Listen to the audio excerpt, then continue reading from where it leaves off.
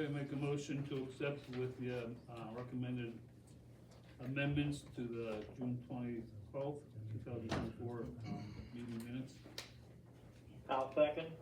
Have a motion by Supervisor Jorgensen, second by Supervisor Crowley to approve the minutes of the last meeting with the aforementioned changes.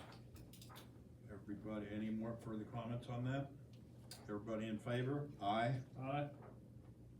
I'm going to abstain since I was not present at the last meeting. Okay. Okay? So that motion carries. With Supervisor Hedwick abstaining. Okay. Next is Citizens Forum reference to agenda items only. Is there anybody in the audience that would like to address any of the items on tonight's agenda?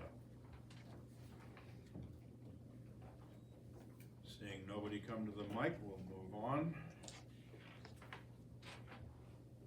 to development proposals. We have none for this evening, Mayor. Excuse me? We have none for this evening. Okay. Make a motion, we pay the bills.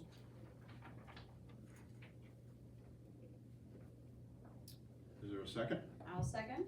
Okay, there's a motion by Supervisor Jorgensen, second by Supervisor Hedrick to approve.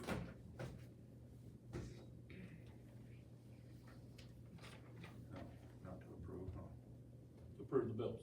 Yeah, I meant approve the minutes, sorry. No, bills. Bills. Bills. I forgot where I'd lost my place here. To approve the bills. Any further comments? All in favor? Aye. Aye. All opposed?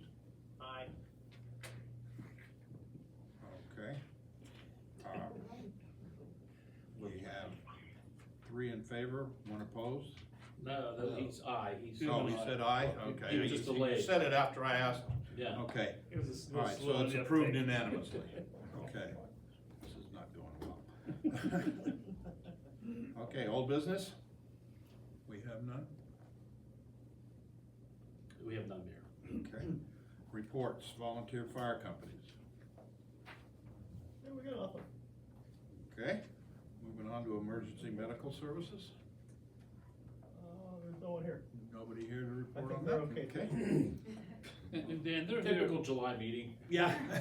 they're here pretty much on all the time. Every day. right? Yeah. Yeah. They've They're been here here every day. And And right now, they're just stationing in here. I offered to put the lights on for them. They don't seem to mind being in the dark. Okay. They've been here every day. When's the room gonna be done? Well, we haven't even started. Oh, okay. So, yeah. Okay. Okay. But we have space. They've been here. That's been great. I appreciate them doing it. It's good to have them across, yep. Yeah. Good. Chief of Police? Nothing further to add. Okay. Code Enforcement Officer? Nothing further, Mayor. Public Works Superintendent? Nothing to add to my report. Okay. Engineer? Good evening, Mayor. Good evening. Add. No, I said something to add. Oh, add, okay, so something to add, and there was some, oh, what a segue there. All I heard was good, and bad. Sounds good. And everybody has a copy of my engineer's report for this evening in, I was gonna say patriotic blue, I hate red, but, Okay. so we went with the red, white, and blue part. Anyways, the only development proposal that the planning commission will have for consideration will be the MPF zoning map amendment. If you recall at the last, or 2 planning commission meetings ago, the planning commission gave the developer a laundry list of things that they wanted to see. The primary one is that in order to consider this map revision, they wanted justification through different studies that the facility could not be developed as a commercial facility. And we'll see what they come back with. On the Richmond Estates PRD, the solicitor's team and myself put out the final closeout documents for that particular subdivision plan, as well as the submittal of the maintenance bonds for that development, one for the road system, one for the storm shore system. So all that is now in place for a period of 18 months. On the courtyard at Hidden Falls subdivision, that plan is about 98% build out, or as far as the building permits go. There's still, I think, about a dozen occupancies that need to be given, but it's well on its way to conclusion. We would anticipate a final inspection sometime this year. On the Heartwood Meadows PRD, the letter of credit in the amount of $593,400 was extended until December 30th of 2025 to make sure that adequate bonding is in place to complete the project. On the Foxwood Trails, nothing new to add there. Blue Run Road PRD, that particular plan, I think the contractor's trying to make his way through inflationary costs and supply costs and things of that nature, because the cost of putting up a development right now is extremely expensive.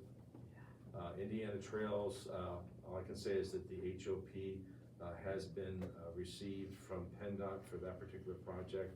That is a third-party approval. Old Saxony School site plan, Jeff and I will be meeting with the developer tomorrow to take a look at that particular plan. Nothing really new on the Harmony at Hart Woods, on the Ottawa Hills. Yeah, what's outstanding on that? So we're holding at 600,000, what's left to be done? Is there a way of wrapping this thing up? So, the items, Jeff and I went out and did a final inspection. The majority of those items, but the big item has to do with the landscaping between the two facilities and some type of remedy to how many vehicles we can actually put at that facility. At Hartwood or at the? Hartford Auto. The auto. The auto place. Right now, we're holding 55,000 at the auto place. They did make some modifications in the back, as requested by Jeff and myself. Yeah, but it seems like it got worse in the last 2 weeks. It's Yeah, like it's- he's doubled his inventory. Yeah, it's, I mean, he's got cars all over They're the packed front. in. It's crap. So we'll take another look at it and see what we can do. I mean, if we could start, either you fix these things, or we're going to spend that money to fix it. Okay. Can we do that? We, as we get into those items of what we're He gonna do, that Okay. has to be more executive session type activity. Yeah. So, That's but we fine. can certainly look into those things. It just, there's no end in sight here. Yes, I understand. And a substantial amount of cash on the table. Yep. And I can understand it, but you would figure that someone in their accounting department would want to see the roughly almost $700,000 put back into their coffers. But I guess the senior care facility business is pretty good. I would say so. But anyway, I just, Olives are if becoming we could seniors. land that plane here. We'll go over there tomorrow, take a look. Okay, thank you. Talk to him again, Yep. and then I'll probably issue a letter. So the growing grant, or the Alcoasand Growing Greener grant, we still have to address that. On the MS4 annual report, the next report is due September 29th of 2024, so we're actively putting that together. I just went through a DEP report, or a meeting with Leedsdale. It was Sean Bell, is the same guy who come here. Great guy to work with. I think he has a very open mind as far as looking at things. And I can tell you that your staff, Jeff, Jackie, Larry, and Bob, have all done a great job keeping you in compliance with the MS4 program. And the 2024 paving project, we're currently scheduling that project. Hopefully that'll be done here either this month or next. The salt shed, all the shop drawings are coming in at this point. Obviously, the startup documents have all been submitted. He plans on mobilizing about mid-August on that project. And I know Larry and I talked a little bit about salt and what to do with salt, and we'll have to do a little bit of scheduling there to make sure that that's accommodated. I do have an estimate for you on for that project later on in your agenda. The guide rail projects and the dust control project we're currently scheduling. The zoning map, with the PRDs added to it it's just kind of like an open-ended item till the township decides that they want to adopt that. And then as far as the People's Natural Gas Road opening permits up on Highland and Ridgeview, they've started that project, and they are cutting into our road system a little bit. That road was paved, was it 3 years ago, Larry? But, you know, it's the one reason why we enacted the ordinance the way the township did is that, basically you cut our roads and you're gonna pay the price. That concludes my report. Thank you. May I ask a paving related question that's Sure. going to start this month? It's always black. Oh, yeah. How long do we anticipate that work typically during the summer months? How long will the paving project last? Mm-hmm. If they're out there more than five days, they're losing money. So probably less than 5, to answer your question. The guide road project will probably take about 2 to 3, and the dust control will be done in hours. Okay. All right, thank you. Sure. Okay. Solicitor? Thank you, I do not have a report this evening. Okay. Manager? I don't have anything to add, Mayor. Okay. Parks and Rec? Anybody here? No. Historical Commission? Don't see anybody here. Okay, Supervisors, we'll start with District 1. Just 2 quick items. Number one is hats off to Larry, you and your crew, and the fire departments for the recent storms that have come through. A lot of downed trees. You guys were just really all over it and quick with. I appreciate that. And then to the chief and to Dan for the ongoing Heartwood saga. I appreciate your diligence with it and staying the course. So very much appreciated. I know the residents really appreciate it as well. That's it. Okay. Supervisor Hedrick? I basically wanted to say the same thing. I was not here for the storms, but thank you for everyone who showed up and helped get all of our residents through that tough time. And I also have power lines that look like they're coming down tonight, so Al, might see you later. Looks like they're gonna be throwing sparks on a really dry hillside, so, but thank you, everybody. And Supervisor Crowley? Thanks, Mayor. Just a couple things. Just a quick expression of thanks to Larry and the crew for continuing to work on the brush. I know there's been a lot. Barnhart, Hayes, LaFever, where we can touch, of course, and certainly Rich Hill and Cove Run. All that work's appreciated, so thank you for that, Larry. That's all I have. That's all I have. Thank you. Okay, thank you. And my report for District 2, the only thing last month I mentioned that they were apparently going to tar and ship Indianola Road and a couple of the other roads in the area. Apparently the county has a lot of signs that they can put up because they've been up for over a month and nobody showed up, but that project is coming. So again, to caution folks that if the road is recently chipped, drive a little slower than the speed limit to save your windshield. And that's all I have. Can I get a motion to approve the foregoing reports? So moved. So seconded. I've got a motion from Supervisor Hedwick and a second from Supervisor Jorgensen to approve the foregoing reports. All in favor? Aye. All opposed? Okay, motion carries unanimously. Thank you, folks. Now, correspondence? We have nothing. Thank you. New business? The possible improvement of payment number 1 to Pampina Landscape. That's for the salt shed in the amount of $11,250. Make a motion to authorize the payment of payment number 1 to Pampina Landscape for salt shed, the amount not to exceed $11,250. I'll second. Okay, we have a motion by Supervisor Jorgensen, second by Supervisor Hardwick, that, to approve payment of number one for the salt shed. Anybody have any further discussion? All in favor? Aye. Aye. Aye. All opposed? Motion carries unanimously. I know it feels odd, but that's all the business we have. Okay, the last item on the agenda is the citizens forum for non-agenda items. Is there anybody that would like to address the board?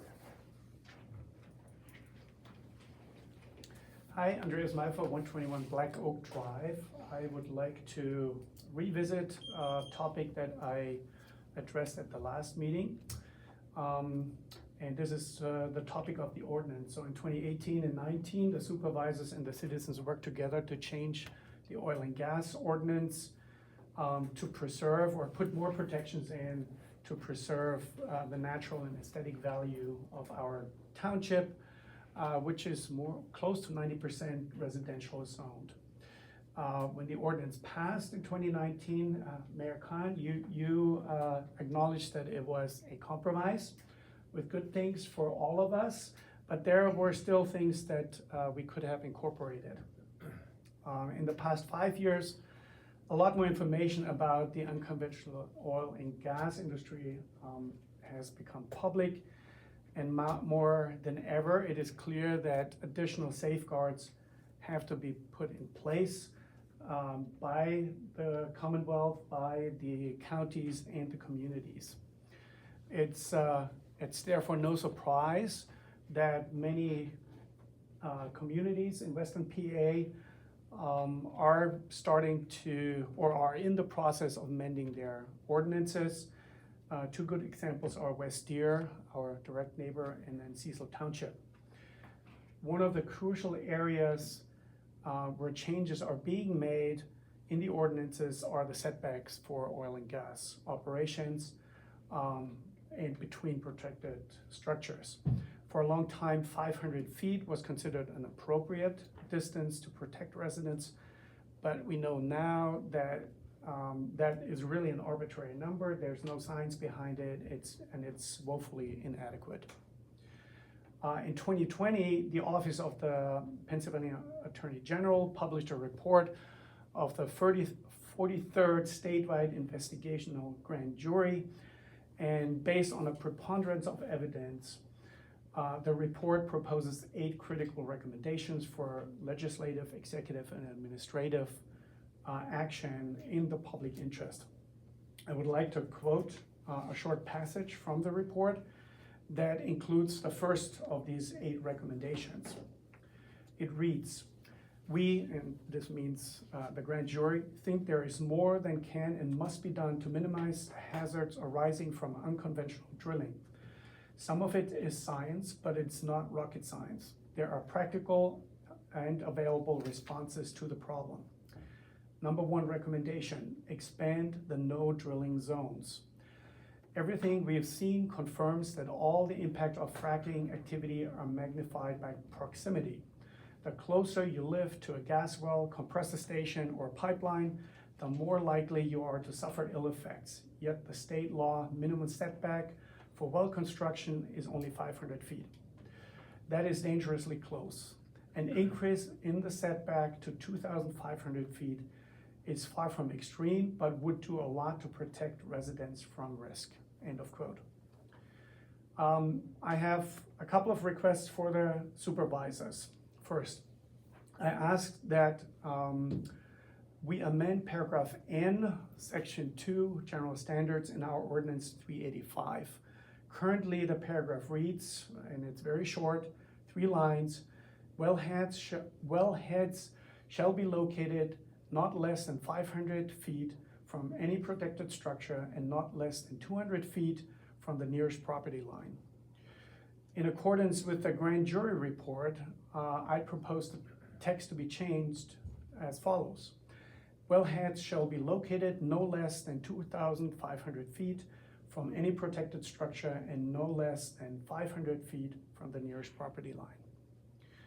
My second request to the supervisors is to direct the planning commission as well as the township solicitor and the engineer to start the process of putting the ordinance in pending status to make this small but impactful change. And lastly, I request that the amendment of the ordinance is put on the agenda for a vote at the next supervisors meeting. You have 30 more seconds, sir. I'm done, and I have my 3 requests printed out for your record. Thank you very much for your comments. Thank you. Is there anybody else that has anything to address the board?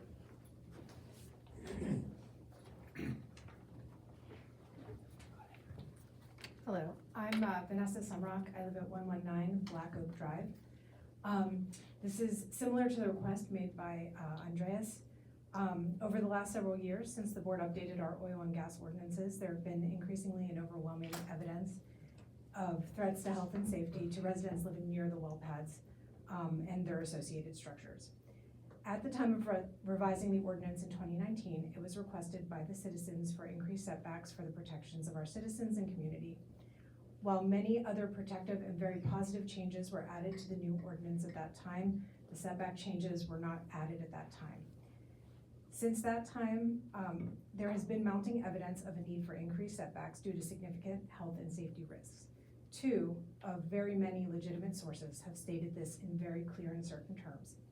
The systematic review from the International Journal of the Environmental Research in Public Health, which is the 9th compendium, published in 2019, states, "Our examination uncovered no evidence that fracking can be practiced in a manner that does not threaten human health directly." Considering that statement, in conjunction with the statement from the PA Grand Jury Report published in 2020, recommendations included, the closer people happen to live to a massive industrial drilling complex, the worse it is likely to be for them. Additionally, the report clearly stated, "We examined the evidence and heard testimony showing that when all this industrial activity occurs within a few hundred feet of someone's home, as our laws have allowed, harm to public health and significant disruption to people's lives result." The grand jury investigation yielded the following recommendations regarding setbacks. The current minimum, and this is a quote, the current minimum 500 feet just isn't enough. Continue, the quote says, "The no drilling zone should be at least 2,500 feet. We do not believe such a modest buffer zone is too much to ask when it comes to people's health and homes." This is from page 93 to 94 of the report, which I have copies of if anybody is interested in. Article 1, Section 27 of the PA State Constitution declares that residents of the Commonwealth have an inherent right to clean air, pure water, and the preservation of natural, scenic, historic, and aesthetic values of the environment. The above referenced evidence and many other sources show that the current setbacks would deprive citizens near these industrial activities of these rights. The current setbacks need to be increased to be consistent with current recommendations and to protect the rights of our citizens. While I'm speaking to underscore the evidence that increase the protections for our community, I'm also speaking as a citizen that lives near a light industrial zone and would sustain risk and disruption if the current setbacks remain at 500 feet. It should be noted that the light industrial zone that I am near is also near a children's day camp, which has been a staple of our community for many years. It is near 2 schools and an elderly care facility. The grand jury report states specifically that no drill zones for schools and hospitals should be even bigger than the 2,500 feet. They do recommend 5,000 feet. I'm pleading with this board to understand that the current inadequate setbacks in the ordinance have very real and devastating effects on the lives of your citizens. But it's well within your power to protect us, our health, and this community. Not only for the health and well-being of your citizens, but for the community itself, to protect property values and new development of residential communities and businesses that have a much higher potential of consistent financial stability for the township. In conclusion, I'm asking for amendment to ordinance 385, paragraph N, section 2, as Andrea said, regarding the setbacks. I ask that this board increase our setbacks within the ordinance to at least be consistent with the grand jury report of 2,500 feet, or anything greater that further protects our citizens and children's going to the camp and schools. In light of these lessons learned from other townships whose citizens are experiencing significant ill effects of inadequate setbacks, I believe this request is urgent and needs to be addressed, as our current setbacks leave our citizens woefully unprotected.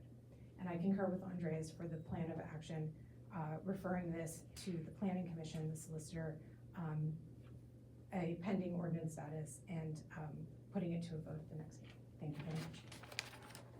Thank you for your comments. Would anybody like? Sure, if you can. Thank you. Any further comments? May I see those out? Sure. The documents that's in there? Thank you. Oh, there's copies. Yeah, there's copies. There's the other document. Thank you.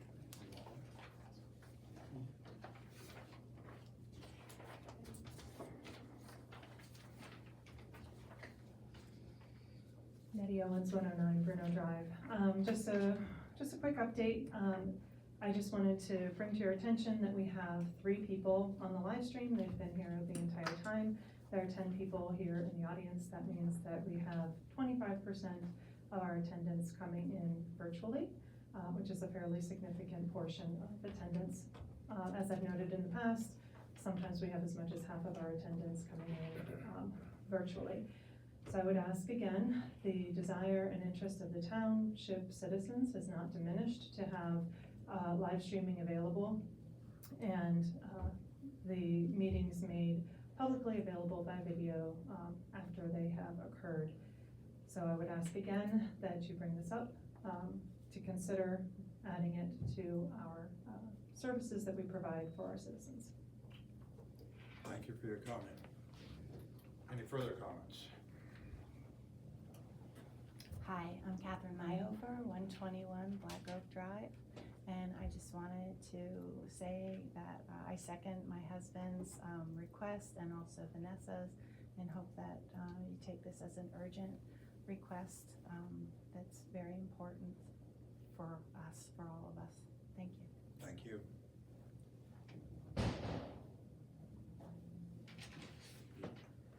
You have something? Okay. Hey everybody, Matt Barbarette, 102 Craigmore. I will spare you all the fiery speeches tonight. But I am curious, the last planning commission meeting was canceled, and so can somebody provide an update on the status of the reports that were requested of MPF management? Has anything been submitted, and how can the public take a look at the reports in advance of the next meeting? As of 2 o'clock today, nothing was submitted. Today was their deadline. Fair enough. Thank you very much. Anything further? Okay, seeing none. Make a motion to adjourn? I just had a couple of things just looking over this. The process for the planning commission to review ordinances during the whole PRD discussion, if we did want to ask the planning commission to look at if the township would benefit from changing 500 feet to 2,500 feet while still, legally meeting our burden of requirement, would the process be for us to just decide upon that, to ask the planning commission to initiate that? Because I believe we decided that there was not to be a formal vote, right? Right, I'm not sure what the last part meant in terms of formal vote, but you're the board of supervisors, right? If you wanna direct the planning commission to do it, if you wanna authorize the preparation of an ordinance, if you wanna do any of those things, you can make that motion, you can do that. For a zoning amendment, this is what this would be, once an ordinance is prepared, there's a process, right? It goes to the planning commission, it goes to the Allegheny County Planning Commission, public hearings are scheduled, and it would get voted on after a public hearing before the board of supervisors. But in terms of commencing it, it's a narrow, these particular items are a narrow request, and certainly if the board wanted to consider it, or if they wanted to get legal opinions on what the standards are, they could do that, or if they whatever you want to do. Well, I guess my question would be, would be for the planning commission to speak to you and I guess Mr. Slagle about, would this be a large enough change to an ordinance to need to go through that whole process. Yeah, I mean, yes, you're amending the zoning ordinance, right? So where we've come up in the past where we'd issues, look, do you need a new hearing or not, is when there was something already going on, right? This would be a new ordinance amending the existing zoning ordinance. You'd have to go through the process, but that's required, but starting it is up to the board. Okay, And then could you review when the pending ordinance doctrine would kick in during that process? I can certainly provide advice on that, yes. There's a number of recent cases on it that make that, and I can certainly give you the most recent state of law, if you'd like. I can prepare a memo for you.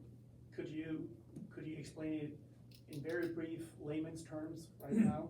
And louder.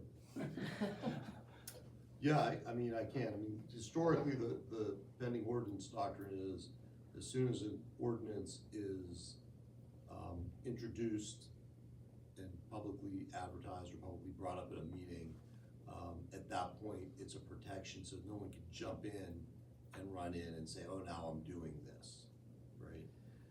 There's some recent Commonwealth Court decisions that make that a little murkier on what the timing is, when's it effective, what does it mean?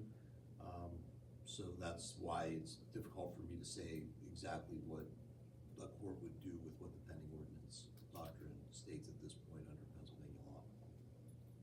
So only when the Board of Supervisors decides to take it up, then it becomes pending. Maybe. I mean, even with that, it depends on a number of other factors that the court just outlined. And this is probably a change in, 40 years of Pennsylvania law. So that's why I'm not prepared to give you the full.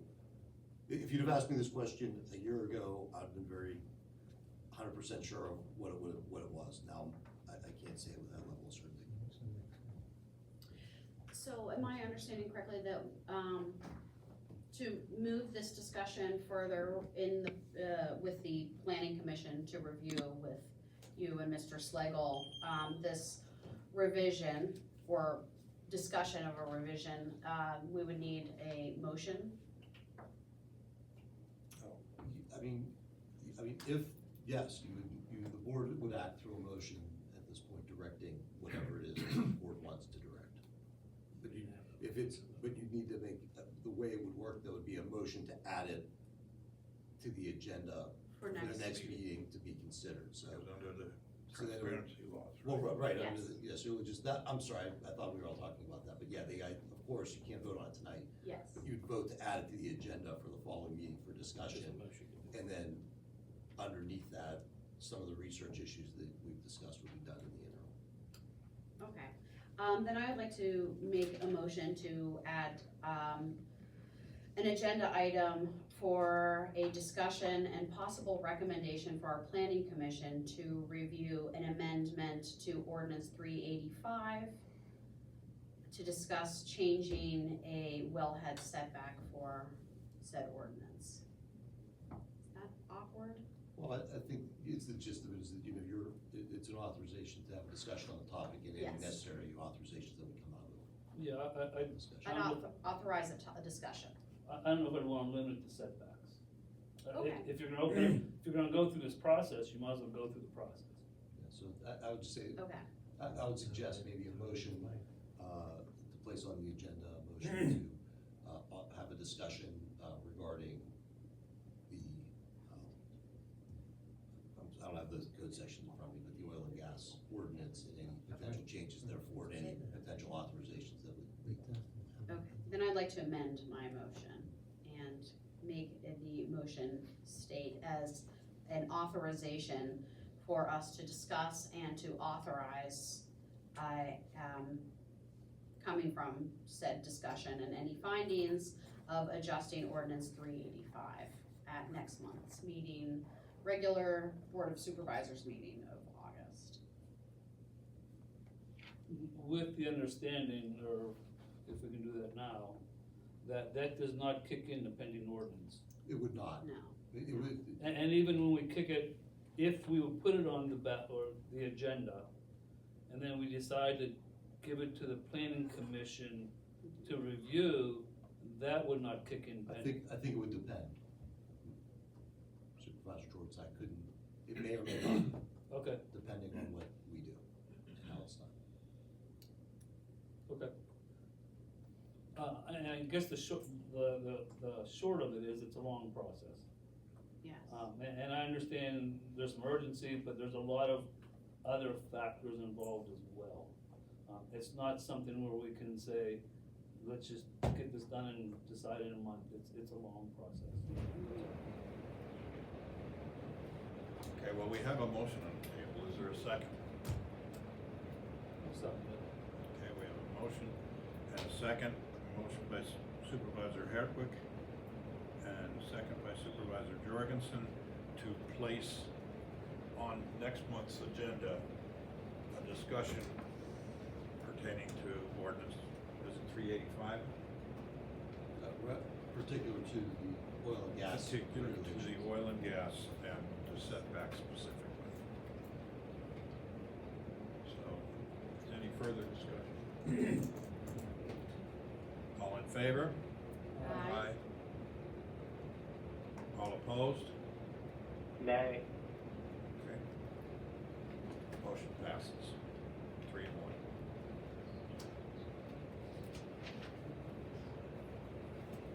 I Any make a further- motion.